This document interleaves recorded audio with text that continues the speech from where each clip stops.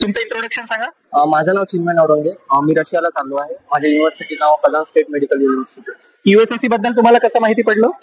माझ्या brother through माहिती पडलं. लास्ट इयर तो रशियाला गेला होता. युएसएससी कडनं तुम्हाला काय काय सर्व्हिसेस मिळालेले आहेत? सर्व सर्व्हिसेस मिळाल्या आहेत. पासपोर्ट पासून सर्व डॉक्युमेंटेशन आणि कन्सल्टन्सी पण खूप चांगल्या दिल्या. आणि या सर्व्हिसेससाठी तुम्हाला कसा काय सपोर्ट मिळाला युएसएससी कडून? म्हणजे टीम खूप कोऑपरेटिव्ह आहे, हेल्पिंग आहे.